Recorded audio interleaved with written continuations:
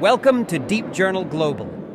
The Middle East has become a center of war with clashes between the U.S. and pro-Iranian armed groups. The region has most recently witnessed U.S. airstrikes against Iranian-backed groups in Iraq and Syria. The strikes reportedly destroyed more than 85 targets and killed 23 pro-Iranian armed members. The facilities hit included command and control operations centers, intelligence buildings, drone depots, weapons depots with rockets and missiles, logistics and ammunition supply chain facilities. In addition to these targets, 8 outposts used by Iranian operatives in Iraq and Syria were destroyed in the latest U.S. airstrikes in the region. It was expected that new reports on casualties would be forthcoming, and that many more targets of pro-Iranian armed groups would be reported destroyed. This is because the U.S. used more than 125 munitions during the airstrikes, and the scale, intensity, and impact of the strikes were considerable.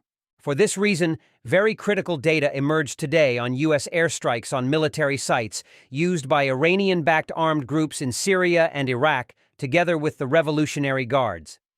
According to the latest data, the area near Deir ez-Zor on the Euphrates River in eastern Syria, which was clearly one of the main targets of the operation and where Iranian-backed militant activity was concentrated, no longer exists. Today's satellite imagery shows the complete destruction of the largest large weapons depot in the region, used by the Revolutionary Guards and Iranian-backed groups near the city of Deir ez-Zor in eastern Syria, which was allegedly hit during the U.S. strike. Pre-strike and post-strike images reveal the munitions storage facility reduced to a series of burnt-out craters. It is believed that only U.S. B-1 bombers could have created these craters. The facility in Ayash, about half a dozen miles north of Deir ez-Zor, has been hit before. In 2022, American aircraft struck the facility after a series of attacks on facilities housing U.S. personnel. In that attack, the larger bunkers at the site were also destroyed. At the time, the facility was allegedly used by the Fatemiyun Brigade, an armed group funded and trained by the Revolutionary Guards. It is puzzling why these weapons storage buildings were left untouched for so long. The facility dates back to the second half of the 2000s. Now there is nothing left of it. Pro-Iranian armed groups have been deprived of a major military resource center. In fact, the impact of this destruction has already enveloped the pro-Iranian armed groups. After U.S. airstrikes destroyed the massive weapons storage facility in the eastern Syrian city of Deir ez-Zor, up to 20,000 pro-Iranian armed groups reportedly fled the area. These groups are said to have fled to the Iraqi border or Jordan, but the Jordanian government has repeatedly denied providing support to pro-Iranian armed groups. After these unthinkable airstrikes, the expected reaction came from Iran. Iran said the U.S. strikes in Iraq and Syria were a strategic mistake and would lead to further tensions and instability in the Middle East, which Israel's military action against Gaza has exacerbated. Iranian Foreign Ministry spokesman Nasser Kana'ani said in a statement that the U.S. attacks are a clear violation of the sovereignty and territorial integrity of Iraq and Syria, a violation of international law, and a clear violation of the United Nations Charter. These angry and threatening statements by Iranian officials are probably due to the fact that the United States has destroyed a large weapons depot in Syria, which is used even by the Revolutionary Guards. This has also been proven through political channels. In other words, Iran is in a major stalemate over the U.S. elimination of one of the largest weapons storage facilities in Syria. That is why Tehran is believed to have mobilized armed units in the region. In fact, this idea has been proven by the recent attempt to attack U.S. military bases in Iraq. In northern Iraq, 3 one-way suicide drones were captured over the Al-Harir air base near the city of Erbil, as well as over the Rumelan landing zone in Hasaka Governorate and the U.S. patrol base in the Conoco gas fields. Explosions were reported near the U.S. patrol base in the Conoco gas field near the city of Deir ez-Zor in eastern Syria and possible air defense activities. Despite today's denial of the participation of the Jordanian armed forces in these airstrikes, members of the Iraqi House of Representatives submitted a motion to suspend subsidized oil sales to the Kingdom of Jordan for its participation in airstrikes against the U.S. base in the region.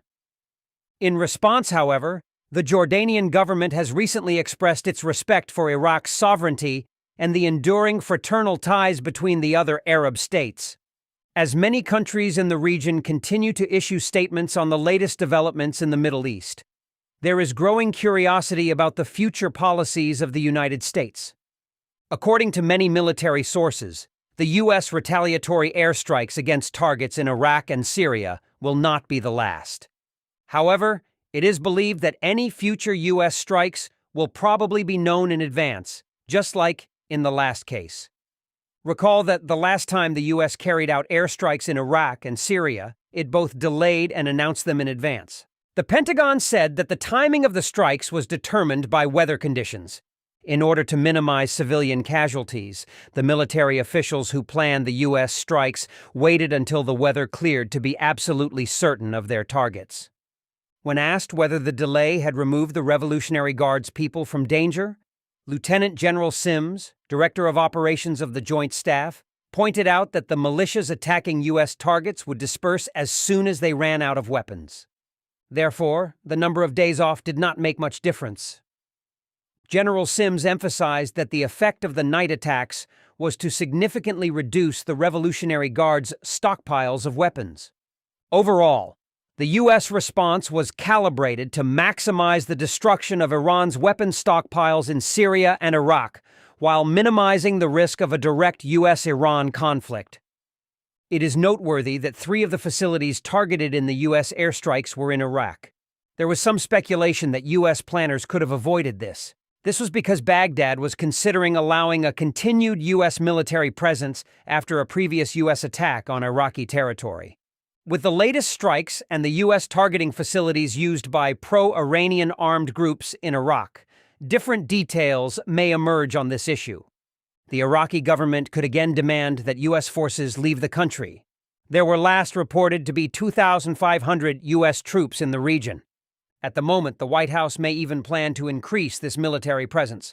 But it is not known what kind of relationship this decision will create between the U.S. and the Iraqi government. The U.S. has 4 main objectives in the Middle East.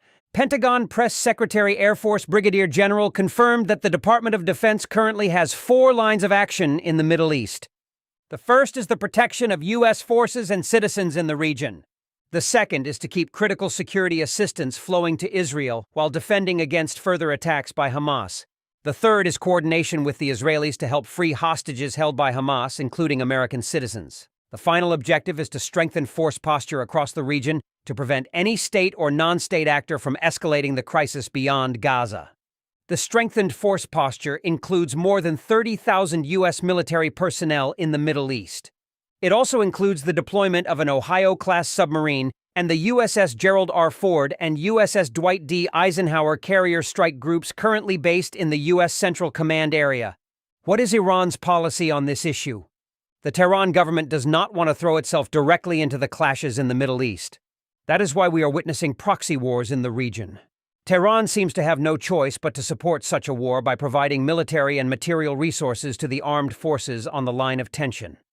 The direct deployment of Iranian troops to Iraq and Syria and their use in attacks against U.S. bases could lead to unmanageable problems in the region. For this reason, Iran does not want to risk waging a war against the joint power of the U.S. and NATO. Despite these hesitant policies, it is worth noting that Iran's power has begun to grow in the region. This is thanks to Russia, an alleged ally of Iran. Initial expectations that the need to concentrate all resources on confronting the West and winning the war with Ukraine would force Russia to reduce its presence in the Middle East were only marginally justified. Indeed, Moscow's military capabilities to increase its forces in the region have diminished. The Kremlin was forced to reduce its military presence in Syria and even hand over control of some Syrian territory to Iran and its proxies. In Libya, Russia is also trying not to draw too much attention to its ongoing military contacts with Haftar, preferring diplomatic games designed to diversify the Kremlin's ties in the Libyan theater. In other words, Moscow seems intent on limiting its military involvement in regional affairs. While Russia's lack of involvement in regional affairs may seem to be strengthening Iran's power, Tehran has actually lost a very important ally. especially in Syria. Therefore, the U.S. and the Joint Coalition military forces in the region must act quickly. This is because Iran is likely to receive military resources from associated countries in order to consolidate its power in the Middle East. These resources would normally go to armed groups in Iraq and Syria. In short, the U.S. should take the first step before Iran makes a move. Thank you for following us.